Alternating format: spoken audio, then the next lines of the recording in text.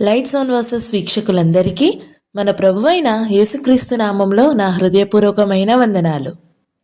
అబ్రహాముతో చేసిన వాగ్దానములను గుర్తు చేసుకుంటూ దేవుడు యాకోబుతో ఇలా అన్నాడు, నేను నీకు తోడయ్యుండి నీవు వెళ్ళు ప్రతి స్థలమందును నిన్ను కాపాడుచు ఈ దేశమునకు నిన్ను మరలా రప్పించెదను.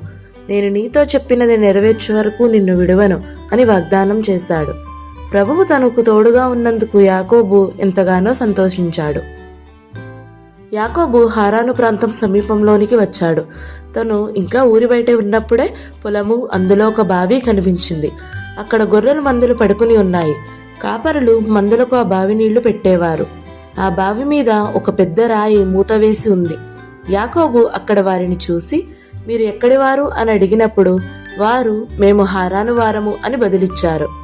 నాహోరు కుమారుడైన లాబాను మీకు తెలుసా అని యాకోబు వారిని అడగగా వారు, మాకు తెలుసు అని సమాధానం చెప్పారు.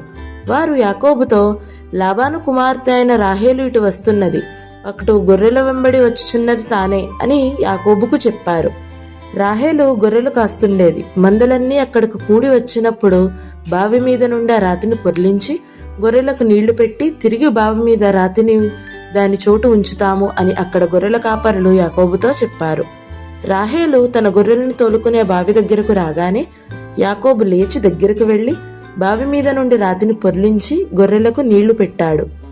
ఒక కొత్త వ్యక్తి తన గొర్రెలకు నీళ్లు పెట్టడం చూసి రాహేలు ఎంతో ఆశ్చర్యపడింది. తరువాత యాకోబు రాహేలును ముద్దు పెట్టుకుని గట్టిగా ఏడ్చాడు. యాకోబు తాను ఆమె తండ్రి బంధువుడనని రాహేలుతో చెప్పినప్పుడు ఆమె పరిగెత్తుకుని వెళ్లి తన తండ్రితో ఆ విషయం చెప్పింది. ప్రభువు తనతో ఉండి సరి అయిన స్థలమునకు నడిపించినందుకు యాకోబు హృదయము కృతజ్ఞతతో నిండిపోయింది. లాబాను తన సహోదరి కుమారుడైన యాకోబు సమాచారం వినినప్పుడు అతనిని ఎదుర్కొనుటకు పరిగెత్తుకుని వచ్చాడు. లాబాను యాకోబును కౌలించుకొని ముద్దు పెట్టుకుని తన ఇంటికి తీసుకుని వెళ్ళాడు. యాకోబు ఆ ఇంటిలో ఒక నెల దినములు నివసించాడు. యాకోబు ఆ నెల దినములు వారి ఇంటిలో ఎన్నో పనులు చేశాడు. లాబాను యాకోబు చేస్తున్న పనికి జీతం ఇవ్వాలి అనుకున్నాడు. నీకెంత జీతం కావాలో చెప్పమని లాబాను యాకోబును అడిగాడు.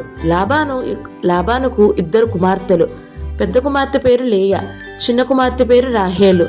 యాకోబు రాహేలును ప్రేమించాడు. రాహేలు అందమైనది, లేయా జబ్బు కళ్ళ గలది. రాహేలును పెళ్లి చేసుకోవాలనే కోరిక యాకోబుకు కలిగింది. రాహేలును వివాహం చేసుకోవాలంటే లాబానుకు ధనము ఇవ్వాలి అని యాకోబుకు తెలుసు. ఆ దినములలో ఆ దేశంలో పెండ్లి కుమారుడు పెండ్లి కుమార్తె తండ్రికి ధనము ఇచ్చి ఆమెను వివాహం చేసుకొనుట ఆచారము. కానీ యాకోబు దగ్గర అంత ధనము లేదు గనుక రాహేలును కోసం 7 సంవత్సరములు నీ దగ్గర పనిచేస్తాను అని లాబానుకు చెప్పాడు. అప్పుడు లాబాను, ఆమెను అన్యులకిచ్చుట కంటే నీకు ఇచ్చుట మేలు, నా యొద్దే ఉండుము అని చెప్పాడు. యాకోబు రాహేలును ప్రేమించడం వలన అతడు ఎంతగానో సంతోషించి పని చేయసాగాడు. లాబాను కూడా యాకోబు పనికి సంతోషించాడు. లాబాను దురాశ కలిగినవాడు గనుక జీతం లేకుండానే యాకోబు పనిచేస్తున్నందుకు ఎంతగానో సంతోషించాడు.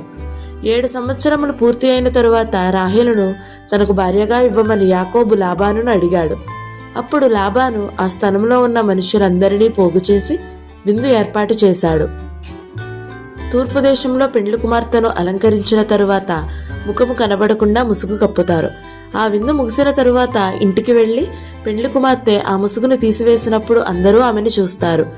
పెండ్లి కుమార్తె ముఖము కొంచెము కూడా కనిపించకుండా మందంగా ఉన్న బట్టతో ముసుగు కప్పారు. వివాహమైన ఇంటికి వెళ్లిన తరువాత ఆ ముసుగు తీసివేయాలి. కానీ ఆ రాత్రి చీకటిలో యాకోబు ఇంటికి వెళ్లిన తర్వాత కూడా ఆమె ముఖాన్ని చూడలేకపోయాడు. మరుసటి రోజు ఉదయం యాకోబు తన జీవితంలో అతిపెద్ద దిగ్భ్రాంతికి లోనయ్యాడు. తాను వివాహం చేసుకున్నది రాహేలు అక్క అయిన లేయా అని తెలుసుకున్నాడు. యాకోబు ఎంతో బాధపడ్డాడు. యాకోబు రాహేలును ప్రేమించాడు కానీ లేయాను ప్రేమించలేదు. యాకోబుకు ఎంతో బాధ, కోపం కలిగింది. యాకోబు తన జీవితంలో ఎదురైన అతిపెద్ద నిరాశ ఇదే. అలా ఎందుకు జరిగింది యాకోబుకు అర్థం కాలేదు. లేయా రాహేలు కలిసి మోసం చేశారా? లేదు. రాహేలు కూడా యాకోబును వివాహం జరగనందుకు బాధపడింది. యాకోబు మామ అయిన లాబాను అంతా చేశాడు. యాకోబు ఎంతో కోపంతో లాబాను దగ్గరికి వెళ్లి, నీవు నాకు చేసిన పని ఏమిటి? రాహేలు కోసమే కదా నీకు కొలువు చేసేదిని, ఎందుకు నన్ను మోసపుచ్చితివి అని అడిగాడు. అందుకు లాబాను, పెద్దదానికంటే ముందుగా చిన్నదాన్ని ఇచ్చుట మా దేశ మర్యాద కాదు అని బదులిచ్చాడు. అటువంటి పరిస్థితులు ఉన్నప్పుడు లాబాను ముందుగానే యాకోబుకు చెప్పాలి కదా అని తను అనుకున్నాడు. లాబాను ఎంతో ధనాపేక్ష గలవాడు గనుక యాకోబుకు ఎటువంటి జీతము ఇవ్వకుండా పని చేయించుకోవాలి అనుకున్నాడు. తిరిగి లాబాను యాకోబుతో, నీవింకా 7 సంవత్సరములు నాకు కొలువు చేసిన ఎడలా నేను రాహేలును కూడా నీకిచ్చేదను అని చెప్పాడు. ఎలాంటి జీతం తీసుకోకుండా 7 సంవత్సరములు యాకోబు మరలా పనిచేశాడు. ఇంకా 7 సంవత్సరం రాహేలు కోసం జీతం లేకుండా పని చేయమని లాబాను అడిగాడు. 7 రోజుల తర్వాత యాకోబు రాహేలుతో వివాహం జరిగింది. కానీ ఆమె కోసం మరొక 7 సంవత్సరములు పని చేయాల్సి వచ్చింది. యాకోబుకు లేయా, రాహేలు 2 భార్యలున్నారు. ఈ వీడియో మీకు నచ్చినట్లయితే లైక్ చేయండి, షేర్ చేయండి. అలాగే ఈ ఛానల్ని సబ్స్క్రైబ్ చేయండి. Thank you for watching. Praise the lord.